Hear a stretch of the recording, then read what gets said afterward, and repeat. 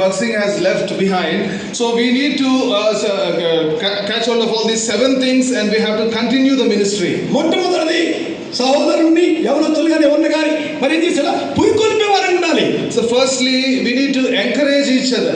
రెండవది ప్రార్థనా జీవితం కలిగిన వారు ఉండాలి. Secondly we need to have prayer life. మూడవది విశ్వాసం కలిగిన వారు ఉండాలి. Thirdly we need to have faith in our lives. క్రమశిక్షణ అంటే శక్తి ప్రేమ ఇంద్రియ గ్రహణాల ఆత్మను గ్రహించాలి కనుక క్రమశిక్షణ కలిగిన వారు ఉండాలి. Fourthly we need to have discipline. That means we need to have the spirit, the power and of love and of a sound mind. సాక్ష్యంతో కూడా స్వార్థ జీవితం కలిగిన వారు ఉండాలి. Yeah, we need to have testimony so that we may preach the gospel according to the power of God. ఆరోదిగా మరణమును నిర్ధకం చేసే మరి ఆ శక్తి కలిగిన సువార్తను పట్టుకొని మనం జీవాన్ని చూపించి వెలుగును ప్రచురించే వారు ఉండాలి.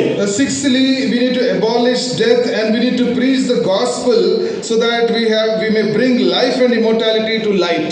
ఆసియా ఖండంలో బహుగా శ్రమలు విస్తరిస్తున్న సమయంలో మరి నిజంగా చెప్పాలంటే అపోస్తలుడు పౌలు కూడా పట్టబడి చెరచేయడం చేయబడతాడు, మరి చెరసాలలో వేయబడినాడు. ఆ సమయంలో శ్రేష్ఠమైన సంగతుల్ని మరి తిమోతిని ఎఫెసు సంఘంలో ఉన్న తిమోతికి రేపుతా ఉన్నాడు. So while Paul was preaching the gospel in the Asia continent, he was persecuted, he was caught, he was imprisoned. So at that time Paul is writing all these things to Timothy.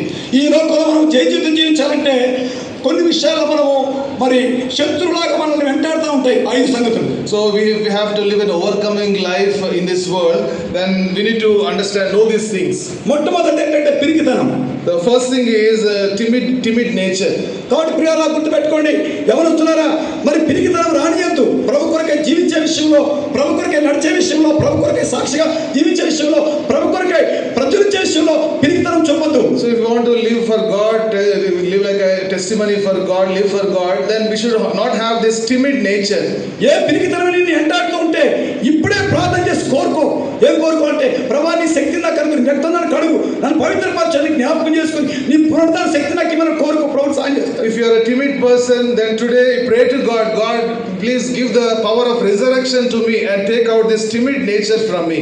తర్వాత రెండవదిగా శత్రువు మనల్ని ఎంటాడేది ఏంటంటే నిర్లక్ష్యం. Secondly, when the enemy is after us, that most of the times we neglect. కాబట్టి ఈ నిర్లక్ష్యం అనేది ప్రతి ఒక్క యవనస్తుల్లో ఆటోమేటిక్ కనబడుతుంది. So we see that most of the young people, they neglect so many things. చదువు విషయంలో కావచ్చు, studies, they neglect studies. ఏదైనా పని విషయంలో కావచ్చు, they neglect some given work. మరి దేవుని కార్యాలు మరి కావచ్చు. Probably most importantly, they neglect the work of God. ఎవరొకరు చేస్తారులే. So somebody will do the work. కాబట్టి నేను నిదానంగా వెళ్తాలే. So I will go very slow. ఆ నిర్లక్ష్యం రానియదు, శత్రు పని. So that is the work of the enemy. నిన్ను ఎంటాడి మోసం చేసే శత్రు పని. See, enemy will be after you and enemy will be deceiving you. కాబట్టి మూడవది మనం గమనిస్తే, నాలుగవది మనం గమనిస్తే భయం. Fourthly we see fear.